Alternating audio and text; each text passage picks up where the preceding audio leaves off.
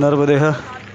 आज हमने दावड़ा गांव से मेघल चौथा परिवार से यात्रा प्रारंभ की और मैया के किनारे किनारे चलते हम पहुँचे 2 किलोमीटर बजवाड़ा गांव। यहाँ रास्ते में चाय कम से कम 5-7 जगह चाय और बाल भोग की व्यवस्था थी। सभी ग्रामवासी ये लोग खेतों पे आते हैं तो चाय का ट्रे साथ लेके आते हैं और बाल भोग साथ लाते हैं। खेत देखते हैं और वहीं सुबह चाय और बाल भोग करवाते हैं। ये बहुत बढ़िया लोगों का चल रहा है कार्यक्रम यहाँ पे। तो यहाँ से 7 किलोमीटर दूर है नेमाबाद। नेमाबाद है मैया का नाभि क्षेत्र। ये बिल्कुल मैया का जो सेंटर पॉइंट होता है वो है। और यहाँ मैया के मध्य में जो झंडा लगा है वो है 40 किलोमीटर। और यहाँ पे विशेष पूजन होता है। पांडवों द्वारा बनाया गया सिद्धनाथ महादेव मंदिर है जो कि पांडवों ने निर्माण किया था इसका। उसके साथ आग्नेय महादेव अन्नपूर्णा मंदिर, हनुमान जी मंदिर और भी कई स्थान दर्शनीय और धार्मिक स्थल और सारे कई धर्मशाला और अन्य क्षेत्र में 5-7 जगह ज़्यादा बड़ी नहीं है मगर अन्य क्षेत्र धर्मशाला बढ़िया हैं यहाँ पर। और ये हैं हमारे पंडित जी राजेंद्र कुमार जी शर्मा। इन्होंने हमारी विशेष पूजा करवाई।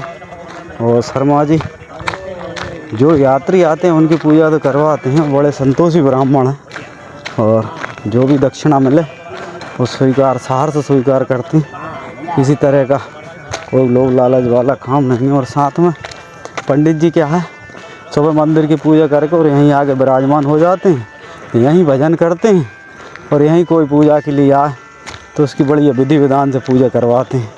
और बड़े संतोषी ब्राह्मण लगे महाराज जी।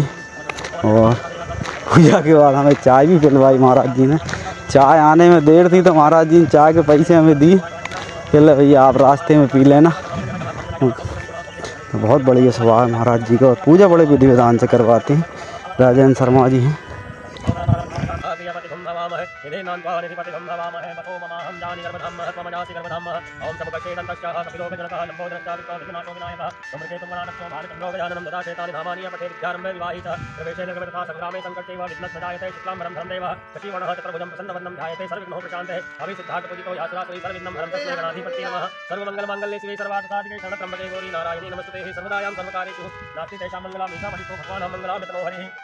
तदेव लग्नं सुन्दं तदेवं ताराबलं चन्द्रबलं तदेवं विद्याबलं धीबलं तदेवं लक्ष्मीपत्निस्मरामि लाभस्तेषं जयस्तेषं प्रदेशायां महेशां नवशामर्दयस्तुजनादनः यत्र योगीश्वरं तस्य प्रसादनोदनं तत्र श्रीबीजो।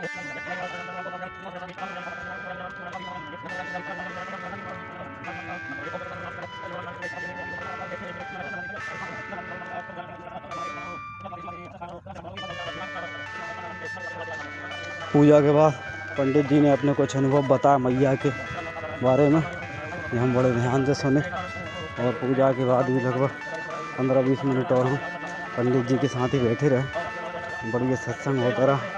पंडित जी ने अपने अनुभव बताया और बहुत बढ़िया लगा पंडित जी से मिलकर। इसके बाद हम यहाँ से ऊपर जाके मंदिर के दर्शन किए। ये जो सज्जन आते दिख रहे हैं ये है रेहटी के पूर्व विधायक और ये कर रहे हैं भैया ना रब्दा परिक्रमा। नाम तो मुझे ध्यान नहीं रहा मगर रघुवंशी जी हैं कोई तो बड़े भाव से परिक्रमा कर रहे हैं महाराज जी से। तिलक लगवाया पूजा पत्री करवाई है। बड़े भाव से परिक्रमा कर रहे हैं विधायक जी। तक मैं नर्मदा परिक्रमा करता रहूँगा। उन्होंने संकल्प लिया। उनके साथ बहुत चलते थे संत महात्मा भोज पाटे बहुत चलते थे, बहुत सेवा चलती थी। परिक्रमा चल रही है उनकी 18 बार परिक्रमा कर दी उन्होंने। 18 बार परिक्रमा के वो मनुष्य तन था वो समझ नहीं पाए। बाकी जब से उन्हें परिक्रमा चालू कर जब से शिवानंद जी महाराज करके उनके सानिध्य में हलवे थे तो उनके भंडारे बहुत बनाते थे भोजन। भैया वो उन्होंने जब 18 बार परिक्रमा हो गई उनकी भैया जब शिव जी के दर्शन हुए थे परिक्रमा करने से क्या तो जब शिपा ने उनका पूरा महिमा पहुंचा हाथी घोड़े सब मध्य रात्रि में 2 बजे उन्होंने प्राण त्यागने का संकल्प लिया। अपना प्राण रात में जब मेरे को शिव जी को प्राप्त भैया बाबा थे चले गए नर्मदा जी मेरा पानी शिपा ने घटना है वहाँ पर वो जैसे गए 2 बजे रात में कन्या आई। उसने कहा बाबा तुम प्राण क्यों त्याग रहे हो। तो जब मैंने संकल्प लिया परिक्रमा करी जब शिव जी के दर्शन नहीं हुए तो फिर मानव तन के रखने से क्या फायदा। उस कन्या का बाबा प्राण मत त्यागो।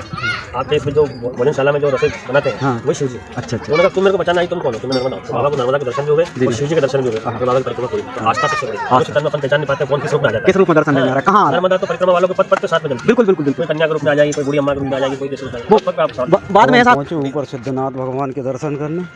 सबसे पहले हैं गणेश जी के दर्शन किए और उसके बाद ऊपर मंदिर में प्रवेश किया। मंदिर बहुत सुंदर बना हुआ और इसकी कलाकृति अवर्णनीय है और इतनी सुंदर कलाकृति है कि मंदिर के दर्शन करते ही रहो आप। एक तो यहाँ नावी क्षेत्र है, मैया के बीच में स्थित है। दूसरा सिद्धनाथ भगवान का प्राचीन मंदिर है। यहाँ की हुई साधना बहुत कम समय में पूरी होती है, इसलिए इन्हें सिद्धनाथ कहते हैं। यहाँ पर कुबेर भगवान ने तपस्या की थी जिससे उनको लंका की प्राप्ति हुई थी और जब लंका रावण ने छीन ली तो फिर सिद्धनाथ के मैया के उस तरफ है रिद्धनाथ, वहाँ पे कुबेर ने दोबारा तपस्या की। उस तपस्या के वरदान स्वरूप भगवान भोलेनाथ ने उनको अलकापुरी प्रदान की। ये है यहाँ का महत्व। और यहाँ पर सनत कुमार, सनंदन, सनातन चारों ब्रह्म कुमारों ने उपदेश किया था। हमारी जो आश्रम परंपरा है, ब्रह्मचारी, गृहस्थ, वानप्रस्थ और सन्यास, इस आश्रम परंपरा का उपदेश यहीं पे किया था। तो ये है अंगारेश्वर महादेव, वहाँ से थोड़े दूर। और ये है बाबा जी का एक और आश्रम, बजरंगबली का मंदिर बना हुआ है, बाबा जी का आश्रम है। बाबा जी साफ़ सफाई कर रहे हैं यहाँ पे। और उससे आगे जब नेमावर से हम आगे निकलते हैं तो यहाँ से जय भोलेनाथ 8 किलोमीटर दूर तुरगांव और इससे 3 किलोमीटर पहले महल घाट। तो ये सब घाट क्या है, डूब चुके हैं। और ये तुलगाम है परशुरामेश्वर महादेव। और उससे आगे है ये परशुराम सेतु, पितृ सेतु के नाम से। यहाँ पे भगवान परशुराम ने क्षत्रियों का जब वध किया था तो उनके पिंडदान वगैरह यहाँ पे किए थे, उनको सदगति की प्राप्ति के लिए। तो ये ऐसा दिव्य स्थान है।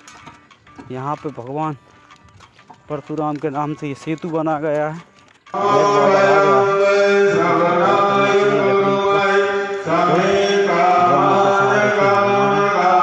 यहाँ से हम होते हुए तीन चरार आश्रम में आज के रात में विश्राम और भोजन, सुबह यात्रा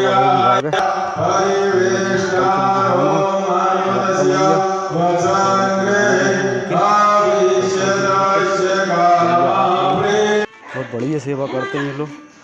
आज यहीं पे भोजन विश्राम। और ये कुछ सागर के यात्री हैं, सागर दमोह के माताएँ बहुत पंचायत लगाती हैं। अभी दोबारा हमने कहा और कोई असर नहीं, 3-3 4-4 का गुट लगा कर बातें करती हैं, नरद्दे है, नरद्दे है, नरद्दे है।